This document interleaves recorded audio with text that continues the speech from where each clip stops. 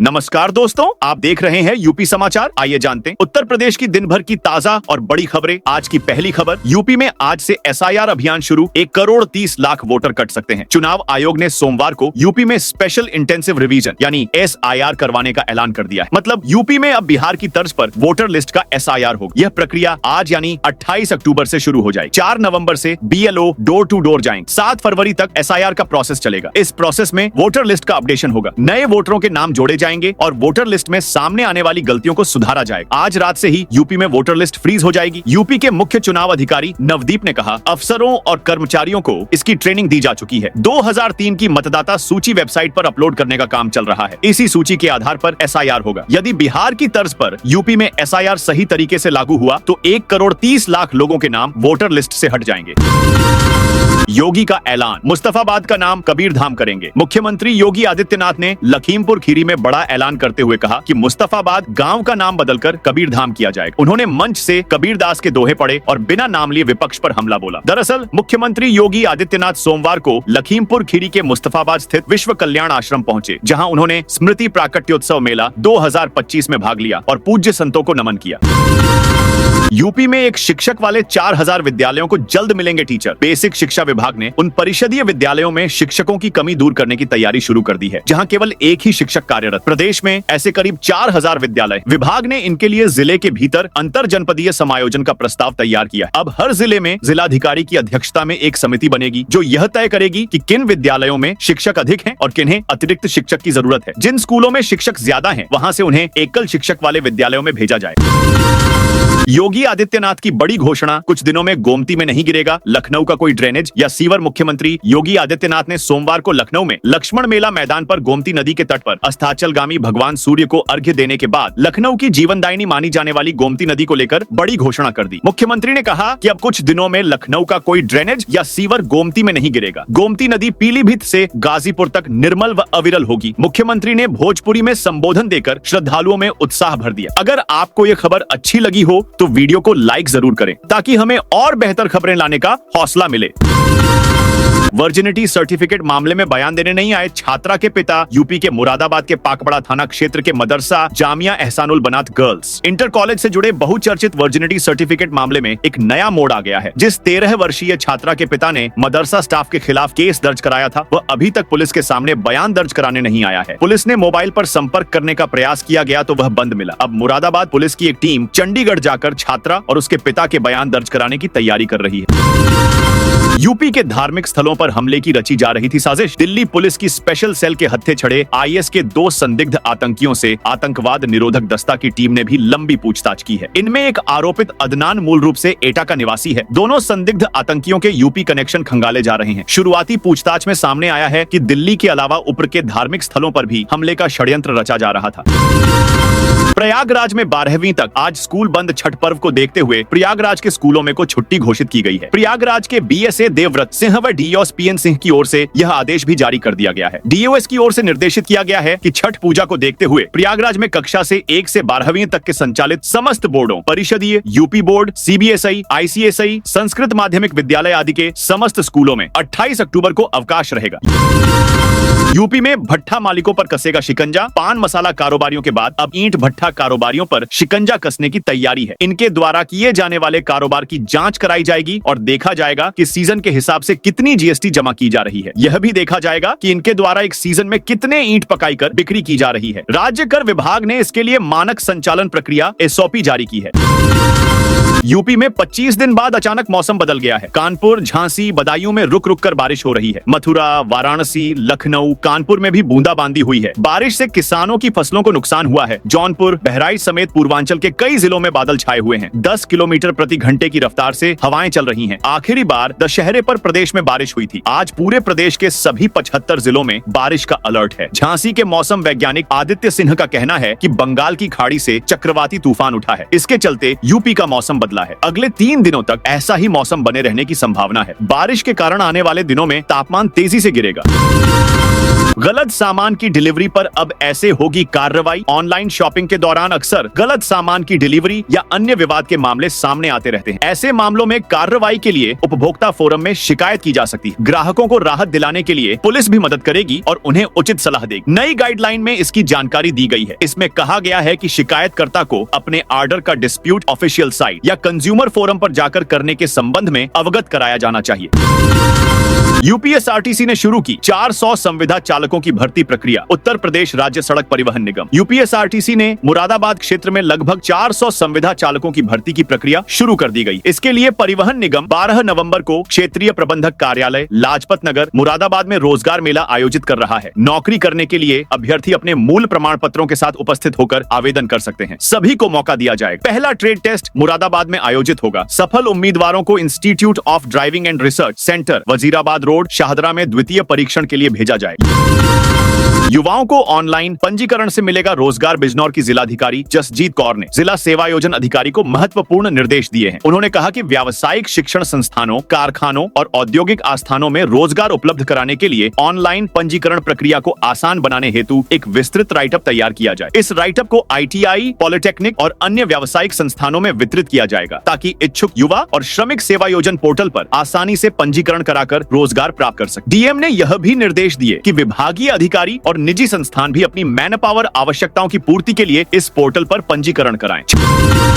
छठ पूजा के लिए गांव में नहीं था कोई घाट। डाला छठ की आस्था ने जब जुनून का रूप लिया तो सोनभद्र के एक शख्स ने असंभव को संभव कर दिखाया। चकैया गांव में जहां एक भी तालाब नहीं था, वहां इंद्र बहादुर ने अकेले अपने दम पर 40 फीट लंबा चौड़ा और 5 फीट गहरा तालाब खोद डाला। उनकी जिद थी कि इस बार महिलाएं सूर्य देव को अर्घ्य देने लंबी दूरी तय कर कर्मनाशा नदी तक न जाएं। 5 माह में इंद्र बहादुर ने दिन रात अनथक मेहनत कर सपने जैसे दुरूह काम को साकार कर दिखाया। यूपी में शिक्षकों को अफसर बनने का मौका जल्द। राजकीय हाई स्कूलों में प्रधानाध्यापक, इंटर कॉलेजों में उप प्रधानाचार्य समेत समकक्ष पदों पर कार्यरत शिक्षकों का अफसर बनने का सपना जल्द पूरा होगा। शासन ने अधीनस्थ राजपत्रित से राजपत्रित के पदों, बेसिक शिक्षा अधिकारी व समकक्ष पर पदोन्नति की कार्यवाही तेज कर दी। शासन के विशेष सचिव माध्यमिक शिक्षा उमेश चंद्र ने उत्तर प्रदेश लोक सेवा आयोग के सचिव अशोक कुमार को 24 अक्टूबर को पत्र लिखकर चयन समिति की बैठक बुलाने का अनुरोध किया है। यूपी में अब 7 मीटर चौड़ी सड़कों पर भी लग सकेंगे छोटे उद्योग। उत्तर प्रदेश सरकार युवाओं को रोजगार देने के लिए MSME नीति में बदलाव करने की तैयारी में। अब शहरी क्षेत्रों में भी 7 मीटर चौड़ी सड़कों पर छोटे उद्योग लगाने की अनुमति मिलेगी। सरकार 31 अक्टूबर को औद्योगिक व रोजगार पार्कों की स्थापना की योजना भी शुरू करेगी। वर्तमान में MSME इकाइयों में 2 करोड़ से अधिक लोग कार्यरत और इस क्षेत्र को और बढ़ावा देने के लिए सरकार प्रयासरत है। बुलंदशहर में लाखों की नकली पोटास जब्त। बुलंदशहर में जिला कृषि विभाग ने नकली पोटास के खिलाफ बड़ी कार्रवाई की है। विभाग ने लाखों रुपए की नकली पोटास जब्त की है जिसे सहारनपुर से अलीगढ़ ले जाया जा रहा था। इस कार्रवाई से नकली पोटास के अवैध कारोबार का खुलासा हुआ है। जिला कृषि अधिकारी राम कुमार यादव को सोमवार को सूचना मिली थी कि एक ट्रक में लाखों रुपए की नकली पोटास सहारनपुर से अलीगढ़ ले जाई जा रही है। सूचना के आधार पर कृषि विभाग के अधिकारियों ने पुलिस के साथ मिलकर खुर्जा हाईवे पर जाल बिछाया। उन्होंने अलीगढ़ की ओर जा रहे नकली पोटास से भरे ट्रक को रोका। नीलकंठ महादेव जामा मस्जिद मामले की सुनवाई टली। बदायूं में नीलकंठ महादेव बनाम जामा मस्जिद मामले की सुनवाई टल गई। अब इस प्रकरण में अगली सुनवाई 25 नवंबर को होगी। यह मामला साल 2022 से चल रहा है। अखिल भारत हिंदू महासभा की ओर से प्रदेश अध्यक्ष मुकेश पटेल इस मुकदमे के मुख्य वादी हैं। उनके साथ कई अन्य अधिवक्ता और हिंदूवादी नेता भी वादी बने हैं। वादी पक्ष का दावा है कि जामा मस्जिद स्थल पर पहले नीलकंठ महादेव का मंदिर था, जिसे बाद में आक्रांताओं ने मस्जिद में बदल दिया। उनका यह भी कहना है कि वहां मौजूद रहा शिवलिंग अब भी शहर के दरीबा स्थित एक मंदिर में सुरक्षित है। जौनपुर में बेसमेंट अस्पताल 29 अक्टूबर तक बंद होंगे। जौनपुर में मुख्य चिकित्सा अधिकारी लक्ष्मी सिंह ने बेसमेंट में संचालित सभी निजी अस्पतालों, नर्सिंग होम और क्लिनिकों को 29 अक्टूबर तक बंद करने का निर्देश दिया है। स्वास्थ्य विभाग शासन के आदेशों का पालन करते हुए इस मामले में गंभीर है। संचालकों को सीएमओ कार्यालय में एक शपथ पत्र के माध्यम से यह सूचित करना होगा कि उन्होंने संचालन बंद कर दिया है। सीएमओ ने चेतावनी दी है कि यदि भविष्य में निरीक्षण या शिकायत पर बेसमेंट में चिकित्सकीय कार्य जारी पाया गया तो अस्पताल को बिना किसी सुनवाई के सील कर दिया जाएगा और कड़ी कार्रवाई की जाएगी। अयोध्या में राम मंदिर का कंस्ट्रक्शन पूरा। अयोध्या में राम मंदिर के कंस्ट्रक्शन का काम पूरा हो गया है। मुख्य मंदिर के साथ ही परकोटा के 6 मंदिर भगवान शिव, गणेश, हनुमान, सूर्यदेव, देवी भगवती, देवी अन्नपूर्णा और शेष अवतार मंदिर भी पूरे हो चुके हैं। इन पर ध्वज दंड और कलश स्थापित हो चुके हैं। सप्त ऋषियों के मंदिरों का भी निर्माण पूरा कर लिया गया है। राम जन्मभूमि तीर्थ क्षेत्र ट्रस्ट के महासचिव चंपत राय ने बताया, सप्त मंडप महर्षि वाल्मीकि, वशिष्ठ, विश्वामित्र, महर्षि अगस्त्य, निषादराज, शबरी और आर्षि पत्नी अहिल्या का निर्माण पूरा कर लिया गया है। संत तुलसीदास मंदिर का निर्माण भी पूरा हो गया है। जटायु, गिलहरी स्थापित हो चुके हैं। रेल मंत्रालय में सतर्कता जागरूकता सप्ताह शुरू। रेल मंत्रालय ने सोमवार को सतर्कता जागरूकता सप्ताह 2025 का शुभारंभ किया। इस अवसर पर रेलवे बोर्ड के अध्यक्ष एवं मुख्य कार्यकारी अधिकारी सतीश कुमार ने अधिकारियों और कर्मचारियों को सत्यनिष्ठा की शपथ दिलाई। इस वर्ष सप्ताह का विषय सतर्कता हमारी साझा जिम्मेदारी रखा गया है। सप्ताह का मुख्य उद्देश्य शासन में नैतिक आचरण, पारदर्शिता और जवाबदेही को बढ़ावा देते हुए भ्रष्टाचार मुक्त संगठनात्मक संस्कृति का निर्माण करना है। कार्यक्रम में मंत्रालय के साथ प्रयागराज मंडल के वरिष्ठ अधिकारियों ने भी वर्चुअल माध्यम से भाग लिया। 61 वर्ष बाद यूपी की मेजबानी में आयोजित होगी Bharat scouts and guides jamboree. मुख्यमंत्री योगी आदित्यनाथ ने सोमवार को आगामी भारत स्काउट्स एंड गाइड्स के 19वें राष्ट्रीय जम्बूरी की तैयारियों की उच्च स्तरीय समीक्षा बैठक की। यह प्रतिष्ठित आयोजन 23 से 29 नवंबर 2025 तक लखनऊ स्थित defence expo ground sector 15 Vrindavan योजना में आयोजित होगा। मुख्यमंत्री ने कहा कि 61 वर्षों बाद उत्तर प्रदेश को इस महत्वपूर्ण राष्ट्रीय आयोजन की मेजबानी मिलना राज्य के लिए गौरव का विषय है। यह अवसर युवा शक्ति के अनुशासन, राष्ट्र सेवा और आत्मनिर्भर भारत के संकल्प को सशक्त रूप में प्रस्तुत करेगा। हमीरपुर के गांव में सड़क निर्माण न होने की होगी जांच। राज्य मानवाधिकार आयोग ने हमीरपुर की मौधा तहसील के ग्राम परसदवा डेरा में गर्भवती को बैलगाड़ी से 3 किलोमीटर दूर खड़ी एम्बुलेंस तक ले जाए जाने के मामले को गंभीरता से लिया है। आयोग के सदस्य न्यायमूर्ति राजीव लोचन मेहरोत्रा ने इस घटना को लेकर दैनिक जागरण में प्रकाशित खबर का संज्ञान लेकर डीएम हमीरपुर को उच्च स्तरीय जांच कराकर 25 नवंबर तक रिपोर्ट प्रस्तुत करने का आदेश दिया है।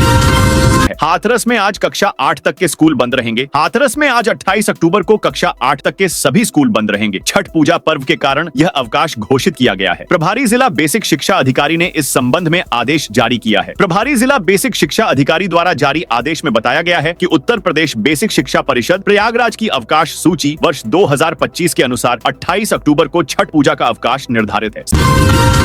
सरकारी भवनों को दिव्यांग हितैषी बना रही योगी सरकार। उत्तर प्रदेश में दिव्यांगजनों के सशक्तिकरण और समावेशी विकास की दिशा में योगी सरकार लगातार कार्य कर रही है। इसी कड़ी में वित्तीय वर्ष 2025 से 26 में सुगम्य भारत अभियान के दूसरे चरण के तहत राजधानी लखनऊ के 5 प्रमुख सरकारी भवनों को दिव्यांगजन हितैषी बनाने की रूपरेखा तैयार कर ली गई है। इसके लिए बकायदा 12 करोड़ रुपए से अधिक की धनराशि पर स्वीकृत कर ली गई है। यह न केवल दिव्यांगों के लिए सरकारी भवनों में सुगम आवागमन सुनिश्चित करेगी, बल्कि सरकारी कार्यालयों को सभी के लिए सुलभ बनाने की दिशा में भी महत्वपूर्ण है। मेरठ सेंट्रल मार्केट का अवैध कॉम्प्लेक्स जमींदोज मेरठ के सेंट्रल मार्केट में बना अवैध कॉम्प्लेक्स सुप्रीम कोर्ट के आदेश पर ढा दिया गया। शनिवार रविवार 2 दिनों तक इस कॉम्प्लेक्स को गिराने की प्रक्रिया चली। आवास विकास परिषद की ओर से कॉम्प्लेक्स गिरवाया गया। शनिवार शुरू हुई इस कार्रवाई में कॉम्प्लेक्स का ध्वस्तीकरण खालसा कलेक्शन से शुरू हुआ था। सबसे पहले इसी दुकान पर बुलडोजर चला था। रविवार कुआखिरी में अलंकार साड़ी शोरूम गिराया गया। मुख्यमंत्री योगी आदित्यनाथ ने नशा को बताया नाश का कारण। मुख्यमंत्री योगी आदित्यनाथ ने सोमवार को लखीमपुर खीरी के मुस्तफाबाद के विश्व कल्याण आश्रम से युवाओं को नशा से बचाने की अपील की। उन्होंने नशा को नाश का कारण बताने के साथ नई पीढ़ी को विदेशी साजिश से बचने की सलाह दी है। मुख्यमंत्री ने स्मृति प्राकट्योत्सव मेला 2025 में युवाओं को देश की एकता को तोड़ने वाली शक्तियों से सावधान रहने की सलाह दी। उन्होंने कहा कि हमारे युवा अच्छे मार्ग पर चले, समय की यही आवश्यकता है। आज भी समाज विरोधी ताकतें आस्था पर प्रहार करने और जाति के नाम पर विभाजन करने की कोशिश कर रही हैं। प्रयागराज में किसानों की महापंचायत। प्रयागराज के सिविल लाइंस क्षेत्र में सोमवार को किसानों की महापंचायत आयोजित की गई। पत्थर गिरजाघर स्थित धरना स्थल पर 5 जिलों से आए किसानों ने करीब 5 घंटे तक अपनी समस्याएं संगठन के राष्ट्रीय अध्यक्ष राजेश सिंह चौहान के सामने रखी। पुलिस कार्रवाई से नाराज किसानों ने प्रशासन पर पक्षपात का आरोप लगाया। यूपी में एक्सप्रेसवे से गांव की सड़कों तक होगी हाईटेक निगरानी। एक्सप्रेसवे, राष्ट्रीय और राज्य मार्गों पर हाईटेक उपकरण लगाए जाएंगे ताकि हादसों पर समय रहते नियंत्रण किया जा सके। वित्त मंत्रालय मंत्रालय के निर्देश पर परिवहन विभाग ने इस दिशा में तैयारी शुरू कर दी है। यह काम special assistance to state for capital investment योजना के तहत किया जाएगा। इस योजना में पुलिस, नगर विकास विभाग, परिवहन विभाग, लोक निर्माण विभाग और यूपीडा की संयुक्त भूमिका रहेगी। ये विभाग मिलकर उन सड़कों की पहचान करेंगे जहां हादसों की संभावना सबसे अधिक है। आगरा के हाथी घाट पर नहीं होगी छठ पूजा। छठ पर्व पर इस बार आगरा के हाथी घाट पर पूजा नहीं होगी। इसकी जगह यमुना आरती स्थल पर छठ पूजा के लिए व्यवस्थाएं की गई हैं। हाथी घाट पर यमुना के पानी का बहाव अधिक होने के कारण यह निर्णय लिया गया है। अपर नगर आयुक्त शिशिर कुमार ने बताया, इस वर्ष यमुना में पानी का बहाव तेज और अधिक गहराई होने के कारण हाथी घाट पर श्रद्धालुओं के खड़े होकर अर्घ्य देने के लिए उपयुक्त न होने के कारण नगर निगम ने श्रद्धालुओं की सुविधा को ध्यान में रखते हुए पास ही स्थित यमुना आरती स्थल को छठ पूजा के लिए तैयार कराया है। विकसित यूपी के लिए अब तक 57 लाख से अधिक लोगों ने दिया फीडबैक। उत्तर प्रदेश को 2047 तक समर्थ और विकसित राज्य के रूप में स्थापित करने के लक्ष्य के साथ शुरू किया गया समर्थ उत्तर प्रदेश विकसित उत्तर प्रदेश समृद्धि का शताब्दी पर्व महाअभियान जन सहभागिता का एक ऐतिहासिक अभियान बन गया। इस महाअभियान के तहत सोमवार तक प्रदेश के सभी 75 जनपदों में नोडल अधिकारियों और प्रबुद्ध जनों ने भ्रमण कर जनता से संवाद स्थापित किया और प्रदेश के विकास यात्रा से संबंधित जानकारी साझा की। वारंटी को पकड़ने गई पुलिस टीम से हाथापाई। यूपी के मुजफ्फरनगर में ककरौली थाना क्षेत्र के गांव जड़वड़ में वारंटी को पकड़ने गई पुलिस टीम के साथ वारंटी और उसके परिवार के लोगों ने धक्का मुक्की हाथापाई कर दी। पुलिस वारंटी को गाड़ी में बैठने लगी तो पथराव कर दिया। हमले में 2 दरोगा और 1 हेड कांस्टेबल घायल हो गए। पुलिस किसी तरह वारंटी को पकड़कर थाने पर ले आई। पुलिस ने वारंटी और उसके परिवार के लोगों पर गंभीर धाराओं में मुकदमा दर्ज किया है। यूपी में गंगा किनारे अफसरों के फार्म हाउस। पश्चिमी यूपी का प्रमुख कार्तिक गंगा मेला शुरू हो गया है। इस बार गंगा की धारा मुड़ने से मेला हापुड़ के गढ़मुक्तेश्वर से 4 किलोमीटर दूर होकर तिगरी अमरोहा जिले की तरफ पहुंच गया है। करीब 40 साल बाद ऐसा हुआ जब गढ़मुक्तेश्वर और तिगरी दोनों के गंगा मेले आमने सामने आ गए। जिला प्रशासन ने जब तिगरी मेले के लिए फसल कटवानी शुरू की तो चौंकाने वाली चीजें सामने आई। पता चला कि यहाँ कई मौजूदा और पूर्व अफसरों ने सैकड़ों बीघा जमीन खरीद रखी है, फार्म हाउस बना रखे हैं। इन जमीनों की देख रेख करने के लिए उन्होंने नौकर कर्मचारी लगा रखे हैं। फसल कटवाने के लिए जिला प्रशासन के अधिकारियों को उनसे रिक्वेस्ट करनी पड़ी, तब जाकर बात बनी। सरकार की अर्थी निकालने की सलाह देने वाले प्रभारी सीएमएस का कर दिया गया इलाज। सुल्तानपुर में जिला अस्पताल की बदहाली से तंग आकर विरोध करने उतरे लोगों को सरकार की अर्थी निकालने की सलाह देने वाले प्रभारी कार्यवाहक मुख्य चिकित्सा अधीक्षक का शासन ने इलाज कर दिया। सुल्तानपुर के वीर सिंहपुर में 100 बेड के संयुक्त चिकित्सालय के कार्यवाहक मुख्य चिकित्सा अधीक्षक डॉक्टर भास्कर प्रसाद को शासन ने निलंबित कर दिया है। चित्रकूट कोषागार घोटाले में 1 करोड़ 11 लाख की वसूली। चित्रकूट के बहुचर्चित कोषागार घोटाले में जिला प्रशासन की सख्ती रंग ला रही है। डीएम शिवशरण अप्पा के निर्देश पर पेंशनर्स के खातों में हुई फर्जी धनराशि स्थानांतरण की रिकवरी अभियान के तहत अब तक कुल 1 करोड़ 11 लाख 61,661 रुपए कोषागार मद में वापस जमा कराए जा चुके हैं। सूत्रों के अनुसार अवैध रूप से स्थानांतरित की गई इस रकम की भरपाई करने वालों में जिले के कई प्रमुख और प्रभावशाली चेहरे शामिल हैं। बताया जा रहा है कि ये लोग समय समय पर गुपचुप तरीके से कोषागार पहुंचकर रकम जमा कर रहे हैं ताकि खुद को जांच की जद से बाहर रख सकें। यूपी के इस जिले में नेपाली हाथियों का उत्पात। यूपी के पीलीभीत में नेपाल के हाथी अब जहानाबाद क्षेत्र में उत्पात मचा रहे हैं। हाथियों ने जहानाबाद के उजैनिया गांव में जमकर उत्पात मचाया है। फसलों को तहस नहस करने के बाद हाथियों को भगा रहे एक किसान को पटक दिया। हाथियों के हमले से किसान गंभीर रूप से घायल हो गया। किसान का निजी अस्पताल में उपचार चल रहा है। सूचना मिलने पर जहानाबाद पुलिस और वन विभाग की टीम मौके पर पहुंची। हाथियों को भागने के प्रयास किए जा रहे हैं। यूपी के 40 लाख घरों में लग गए smart prepaid meter. Smart prepaid meter से जुड़ा विवाद थमने का नाम नहीं ले रहा। विद्युत अधिनियम 2003 में उपभोक्ताओं को प्रीपेड मीटर के चयन का विकल्प देता है। इस अधिनियम में संशोधन का ड्राफ्ट जारी कर केंद्रीय ऊर्जा मंत्रालय ने सुझाव व आपत्तियां मांगी हैं, मगर उसमें भी विकल्प दिए जाने का प्रावधान खत्म नहीं किया गया है। वहीं 2020 में केंद्र द्वारा जारी रूल्स में सभी घरों में स्मार्ट प्रीपेड मीटर का प्रावधान किया गया है। ऐसे में विद्युत नियामक आयोग भी पसोपेश में है कि इस संबंध में दाखिल याचिका का निस्तारण आखिर कैसे करे। जनता दर्शन में सीएम योगी से महिला कलाकार ने कर दी ये मांग। सीएम योगी आदित्यनाथ के सामने सोमवार की सुबह जनता दर्शन के दौरान अचानक एक महिला कलाकार ने मंच दिलाने की मांग रख दी। सीएम ने कलाकार की मांग को सुना और इस बारे में अफसरों को तत्काल कार्रवाई का आदेश भी दे दिया। सीएम योगी ने कहा कि स्थानीय कलाकारों को अधिक से अधिक मौके मिले, इसके लिए सरकार ने कई कदम उठाए हैं। प्रदेश के हर जिले में लोक कलाओं को प्राथमिकता दी जा रही है। बुलंदशहर में नगर पालिका का अतिक्रमण हटाओ अभियान। बुलंदशहर में नगर पालिका प्रशासन ने सोमवार को को शहर को अवैध अतिक्रमणों से मुक्त कराने के लिए एक बड़ा अभियान चलाया। पालिका की टीम ने काला आम से लेकर भूड़ तक के मुख्य मार्गों पर अतिक्रमण हटाने की कार्रवाई की। इस अभियान के दौरान दुकानों के बाहर सड़कों तक फैले टीन शेड, पक्के प्लेटफॉर्म और अन्य सामान हटाने के निर्देश दिए गए। टीम ने मौके पर दुकानदारों को चेतावनी दी और उन्हें स्वयं अतिक्रमण हटाने की हिदायत दी। साथ ही यह भी स्पष्ट किया कि निर्देशों का पालन न करने वालों पर अगली कार्रवाई सख्त होगी। बम की फर्जी सूचना देने वाले पर हुई FIR। अलीगढ़ रेलवे स्टेशन में पूजा स्पेशल ट्रेन में बम की फर्जी सूचना देने वाले आरोपी के खिलाफ मुकदमा दर्ज कर लिया गया है। आरोपी ने X अकाउंट पर पोस्ट करके रेलवे को सूचना दी थी कि बिहार से दिल्ली आनंद विहार ट्रेन में बम रखा हुआ है। बम की सूचना मिलने पर ट्रेन को अलीगढ़ में 40 मिनट तक रोका गया था और मामले की जांच की गई थी, लेकिन यह मामला फर्जी पाया गया था, जिसके बाद फर्जी सूचना पोस्ट करने वाले अकाउंट की जांच शुरू कर दी गई है और अलीगढ़ GRP थाने में मुकदमा दर्ज किया गया है। यूपी में नेता ही नहीं, संत मौलाना को भी चाहिए। सिक्योरिटी समाजवादी पार्टी के वरिष्ठ नेता और राष्ट्रीय महासचिव आजम खान ने सुरक्षा लेने से इनकार कर दिया, लेकिन लिखा पढ़ी में उन्होंने मना नहीं किया है। इसलिए उनके लिए आवंटित सुरक्षा कर्मी उनके पास भले न हो, उनके इर्द गिर्द मौजूद हैं। आजम खान को Y श्रेणी की सुरक्षा प्राप्त है। जेल जाने के बाद उनकी सुरक्षा को निलंबित रखा गया था। जमानत मिलने और जेल से रिहा होने के बाद उनकी सुरक्षा बहाल कर दी गई, लेकिन ये सुरक्षा कर्मी जब अपनी ड्यूटी निभाने पहुंचे तो आजम खान ने उन्हें मना कर दिया।